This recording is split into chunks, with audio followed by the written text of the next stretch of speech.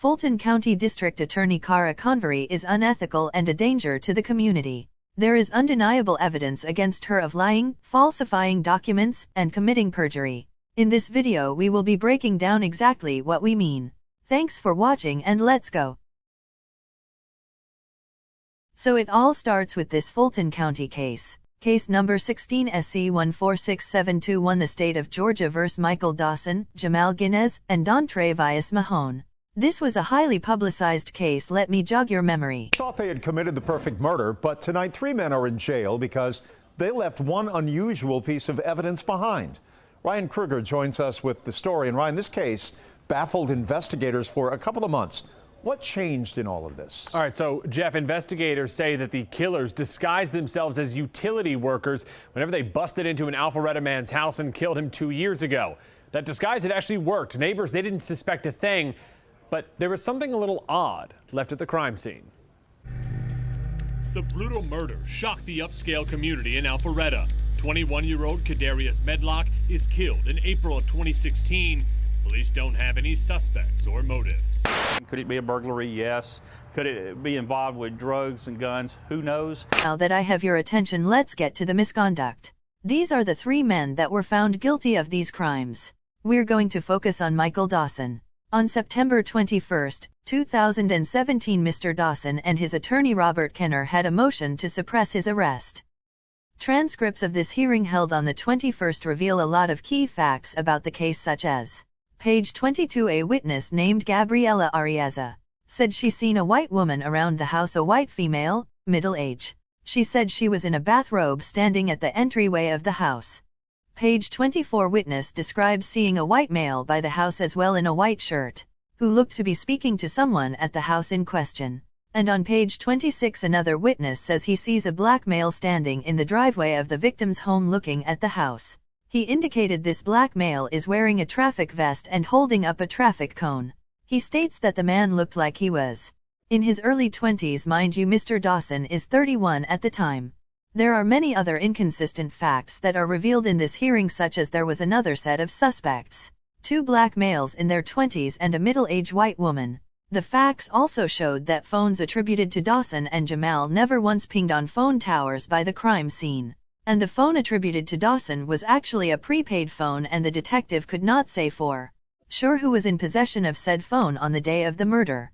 But the most important fact was that the detective didn't testify that he told the judge anything outside of the 4 corners of the affidavit. And that was in error, Mr. Dawson and his counsel believed. However, he was excused from the stand. Then the defense and state gave their closing argument. After that, the judge took a brief recess. When she returned, she requested a copy of said affidavit. And this is where Cara Convery tried to explain the mistake and tried to bring the detective back and put him on the stand, stating, and I quote, "I just want to put one other thing on the record. I will have the warrants or the affidavits brought over before the court. I do want to be clear, and I apologize if I wasn't through my argument or through the detective, but it is the state's position that the detective gave testimony himself to the judge through the EWI system." To which the judge responded, "That's not anything that you asked him on the stand, so there is no testimony that he told anybody anything that was outside the 4 corners of the affidavit. And so at this point, that's what I'm going to rely on." To which Convery responds, "I understand. Well, that's not true. So would the court permit me to?" Then the court said, "No, ma'am. That's what I'm going to rely on because that officer has been in this courtroom this entire time. So at this point, I will look at what's within the 4 corners of the warrant."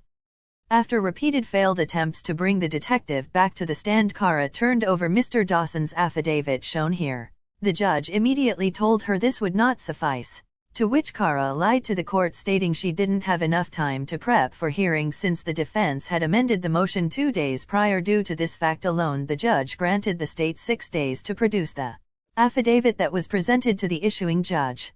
And this opens the window for the misconduct, being that the warrant was obtained verbally and the judge is asking for it in writing. The state was in a bit of a dilemma, leaving Cara to do the most unthinkable, unethical, dishonest thing she can do. She falsified the document.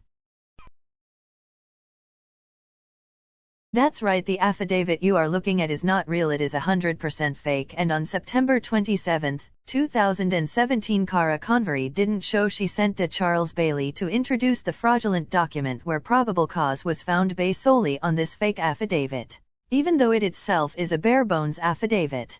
However, all three men were convicted and sentenced to life plus. But the story doesn't end here. Mr. Dawson, not being satisfied with explanation of how the affidavit originated, hired a private investigator to investigate the document. Here is some of the footage from her interaction at the courthouse. Number for him and him. Yeah. It's not one for Mahoney. Because I put the CP number in, and them the only two that came up. Okay, yeah. So I don't need the Mahoney. I need the other one, the Dawson arrest warrant. Because it's different in this spot here. Let's see. Hold on. And the one that I showed you is totally different.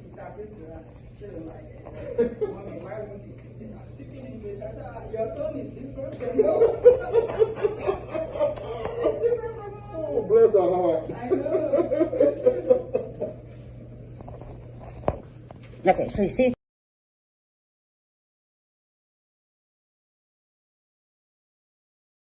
This right here, this affidavit? Wait, you can't touch it. It's a touch screen. I know. What I'm trying to say is that one right there is not the same one that I showed you. So I need this one here that I showed. There is no way around what Cara Convery and Charles Bailey tried to pull off. It was so blatantly stupid I couldn't process it the first time Mr. Dawson told it to me. Mr. Dawson believes they tried it because he was black with tattoos. They thought he was ignorant and wouldn't be able to comprehend what was going on. Boy, was they wrong. Not only did he catch her for prosecutorial misconduct for falsifying documents, he also makes the case that she continued misconduct by stealing exhibits and evidence after the trial. Let me explain. During the trial there was a few things that went on. One being someone wrote "do the right thing" on the dry eraser board in the jury room. Pictures were taken and labeled as exhibits. These pictures are missing.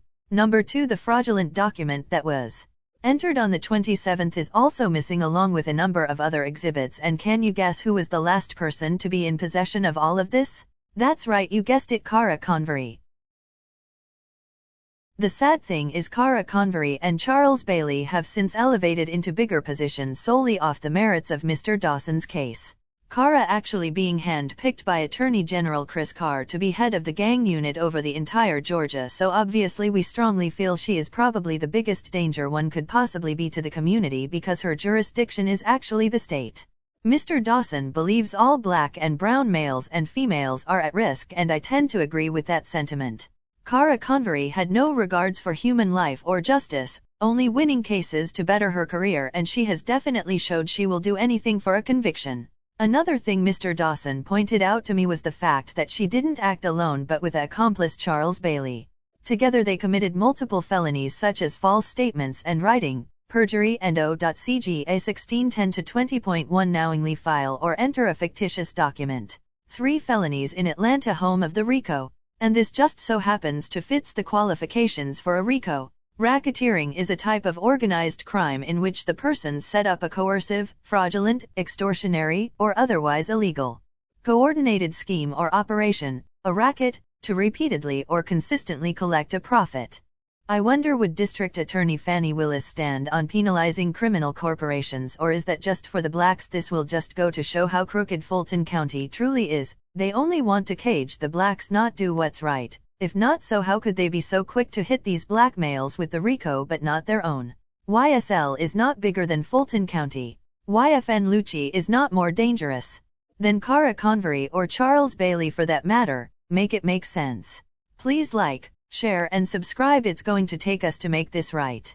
Thanks for listening. It's been my pleasure. I'll leave you with this. Yeah, it's the same, but you see the writing here, it's so little. On the one that I showed you, it's like a full paragraph. So why is it different? I don't know.